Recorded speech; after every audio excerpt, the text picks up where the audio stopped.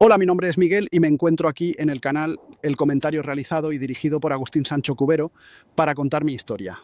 Tengo 48 años y durante más de 2 décadas he sido el hombre en la sombra, el que no sale en las fotos, el que abre las puertas que parecen cerradas a cal y canto, el que lleva el maletín. Soy, o más bien fui, lo que eufemísticamente llaman un comisionista, un conseguidor, un engranaje silencioso y bien engrasado en la gigantesca y podrida maquinaria de la política y el poder en nuestro país. Hoy he venido a hablar claro, sin tapujos, sin esconderme detrás de falsas morales, porque la moral es un lujo que dejé de poder permitirme hace muchísimos años. Quiero que me escuchen atentamente, quiero que entiendan cómo funciona de verdad el mundo. Ese mundo que ven en los telediarios, ese circo de corbatas y sonrisas ensayadas que les venden cada día como si fuera la realidad.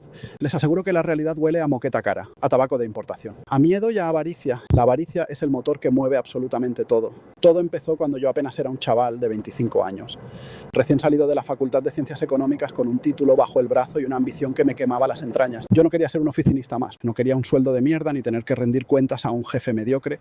Yo quería estar donde se cortaba el bacalao.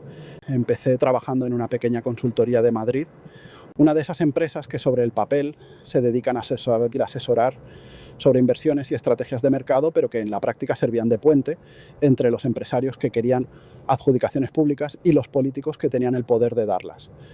Mi primer encargo importante fue llevar un sobre, así de simple y así de sucio. Recuerdo perfectamente aquel día. Era un martes de noviembre, llovía a cántaros en la capital. Mi jefe me llamó a su despacho, cerró la puerta y me entregó un sobre de papel manila bastante grueso. Me dijo que tenía que entregárselo en mano a un concejal de urbanismo de un ayuntamiento de la costa levantina, un hombre del que no diré el nombre, pero que en aquel entonces tenía el poder de recalificar terrenos como quien cambia de camisa. Yo sabía lo que había dentro, no era tonto. El tacto del papel delataba los billetes de 500 euros. Los famosos Bin Laden que todo el mundo sabía que existían, pero que nadie de la calle veía jamás. Viajé hasta allí en coche, un viaje de más de 4 horas en el que el sudor frío no me abandonó. Aparqué en el garaje de un hotel de lujo, subí a la habitación que me habían indicado, llamé a la puerta, me abrió un hombre maduro, trajeado, con un reloj en la muñeca que valía más que el piso de mis padres. Me hizo pasar, no me ofreció ni agua.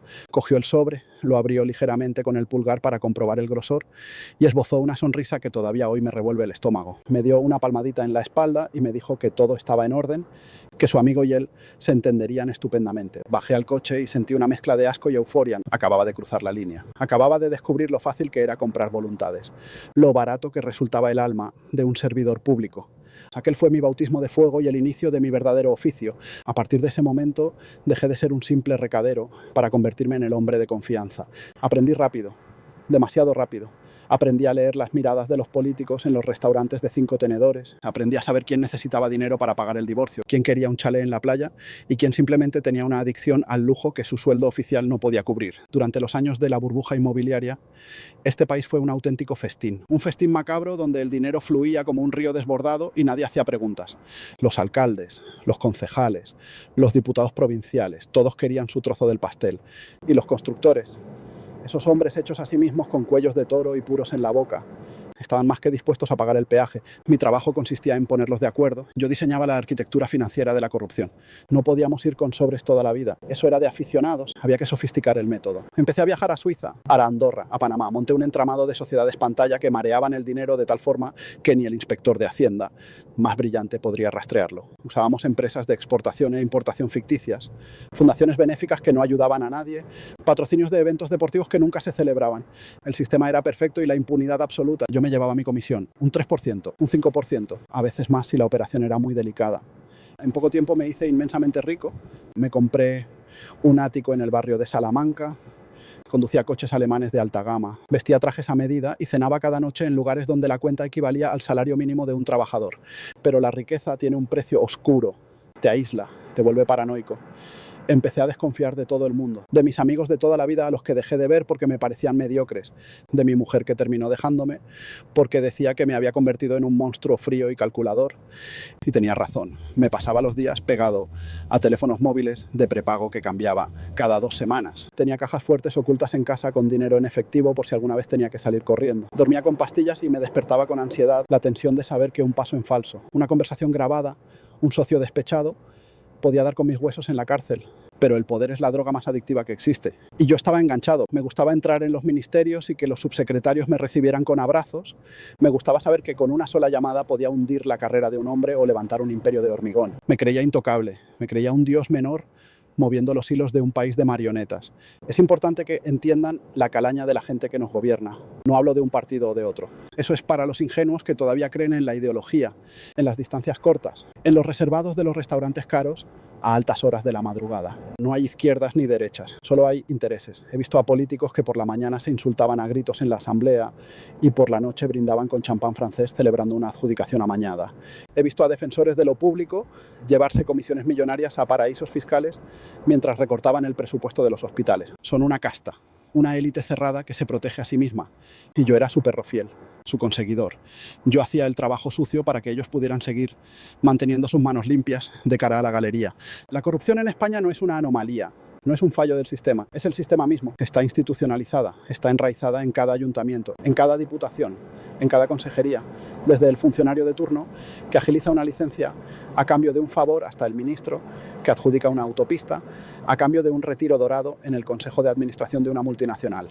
Todo está podrido hasta la médula, pero todo castillo de naipes acaba cayendo. Y el mío cayó de la forma más estúpida. No fue una brillante investigación policial ni un juez incorruptible, fue la avaricia de un socio menor. Un tipo al que habíamos subcontratado para mover una pequeña partida de dinero hacia un paraíso fiscal. Se creyó más listo que nadie y decidió quedarse con una parte. Cuando se vio acorralado, asustado, cometió el peor error posible. Empezó a hablar por teléfono desde su línea personal. La policía, que ya lo tenía bajo el radar por otro asunto de drogas de poca monta, escuchó lo que no tenía que escuchar. Tiraron del hilo y el hilo llevaba directamente a mi puerta. Recuerdo el día que me detuvieron. Eran las 6 de la mañana. Escuché golpes en la puerta de mi ático. No tuve tiempo ni de vestirme. Entraron varios agentes, registraron todo, reventaron la caja fuerte, se llevaron ordenadores, papeles, mi vida entera metida en cajas de cartón. Pasé 3 días en los calabozos. 3 días oliendo a orín y a desinfectante barato, rodeado de delincuentes comunes. Yo, que me había creído el amo del mundo, de repente no era más que un número de expediente. El proceso judicial fue una tortura, un escarnio público. Mi cara salió en todos los telediarios. Los mismos periodistas que antes me hacían la pelota en los cócteles, ahora me despellejaban vivo. Los políticos a los que había enriquecido negaron conocerme, dijeron que era un arribista, un delincuente aislado que se había aprovechado de su buena fe. Me dejaron tirado. Me convirtieron en el chivo expiatorio perfecto para calmar la sed de sangre de la opinión pública. Y yo callé. Callé porque sabía que si hablaba no solo iría a la cárcel, sino que mi vida no valdría un céntimo. Hay gente en las altas esferas que no perdona una traición y que tiene medios para hacer que un accidente parezca muy natural. Perdí todo, me embargaron las cuentas, las propiedades, me condenaron a 6 años de prisión por blanqueo de capitales, tráfico de influencias y asociación ilícita. 6 años que pasé en una celda de 3 por 3 metros, donde el tiempo se detiene y los fantasmas del pasado te devoran por dentro. La cárcel te cambia, te rompe, te quita la soberbia a golpes. Allí dentro conocí la verdadera soledad. Tuve mucho tiempo para pensar, para repasar cada decisión de mi vida. Y lo que más me dolía no era haber perdido el dinero o el estatus. Lo que me destruía por dentro era darme cuenta del daño irreparable que había causado a la sociedad. Todo el dinero que nosotros robábamos, todas esas comisiones millonarias, salían del bolsillo de los ciudadanos, salían de los impuestos de la gente trabajadora, de las pensiones de nuestros mayores, de los presupuestos para educación y sanidad. Cada maletín que yo entregaba era un quirófano menos, era una escuela con menos recursos, era un emprendedor arruinado porque no podía competir con las empresas que pagaban sobornos. Yo había sido un parásito alimentándome de la sangre de un país entero y lo había hecho con una sonrisa en la boca, creyéndome el más listo de la clase. Hoy estoy fuera. Tengo 48 años, pero me siento como si tuviera 80. He envejecido mal, arrastro problemas de salud y no tengo un euro a mi nombre. Vivo en un modesto piso de alquiler que pago gracias a un trabajo gris como contable en una pequeña gestoría de barrio donde mi jefe me trata como a un inútil. Nadie sospecha quién fui. He pagado mi deuda con la justicia, pero la deuda con mi propia conciencia no prescribirá jamás.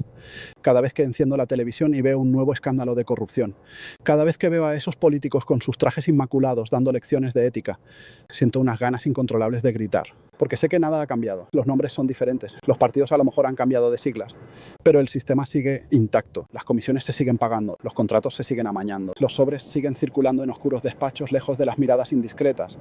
Les cuento todo esto no para buscar su compasión, no la merezco, soy un criminal confeso y condenado. Se lo cuento para que abran los ojos, para que dejen de ser un rebaño manso que asiente a todo lo que le cuentan. El poder necesita de su ignorancia para seguir existiendo. Necesitan que ustedes estén distraídos discutiendo sobre banderas, sobre polémicas vacías, sobre cortinas de humo, mientras ellos se reparten el botín en la trastienda. Despierten, exijan transparencia, no se fíen de las sonrisas de los carteles electorales. Miren detrás de cada obra faraónica, de cada gran evento, porque allí, agazapada en las sombras, está la codicia, la misma codicia que a mí me arruinó la vida y que está arruinando el futuro de nuestro país. Mi historia es solo un ejemplo minúsculo en un océano de inmundicia. Yo era solo un mandamás de tercera. Imagínense lo que hacen los que de verdad mueven los hilos del mundo. Esos ni siquiera pisan los juzgados, esos hacen las leyes a su medida para que sus delitos sean legales. Es una guerra silenciosa y la estamos perdiendo por goleada. Por eso decidí sentarme hoy aquí frente a este micrófono, para arrojar un poco de luz sobre las tinieblas, para advertirles, para decirles que no se crean nada, que duden de todo, que rasquen la superficie porque debajo solo hay podredumbre y cinismo. No dejen que mi experiencia caiga en saco roto. Compartan esto, háganlo llegar a sus conocidos. Que la gente sepa cómo se amasa el poder y cómo se destruye la dignidad humana en el proceso. Yo lo perdí todo por seguir la senda del dinero sucio. Perdí mi familia, mi libertad y mi alma. Y ahora solo me queda la palabra. Una palabra amarga y dura, pero terriblemente real. Una palabra que espero que sirva como una bofetada de realidad para todos aquellos que todavía viven anestesiados por las mentiras del sistema. No hay héroes en esta historia, solo víctimas y verdugos. Y les aseguro que el papel de verdugo acaba consumiéndote hasta dejarte vacío. He visto a hombres llorar como niños cuando se veían descubiertos. He visto cómo la arrogancia se desvanecía en un segundo frente a las puertas de un centro penitenciario. He visto el verdadero rostro del poder y es un rostro feo, miserable y mezquino. No permitan que esa gente siga decidiendo por ustedes. Formen su propio criterio. Sean críticos. Sean duros con aquellos a los que entregan su confianza mediante el voto. Porque la confianza ciega es el abono perfecto para la tiranía y el saqueo. Yo abusé de esa confianza pública para enriquecerme y vivir como un rey a costa de la ingenuidad de un país entero. Y aunque pagué con cárcel el peso de mis actos, me acompañará hasta el último de mis días. La historia es cíclica. Los errores se repiten si no se conocen. Por eso mi voz hoy suena cansada pero firme. Quiero que se queden con este mensaje grabado a fuego. La corrupción no es algo abstracto, es algo que afecta a sus vidas cada día, cada hora.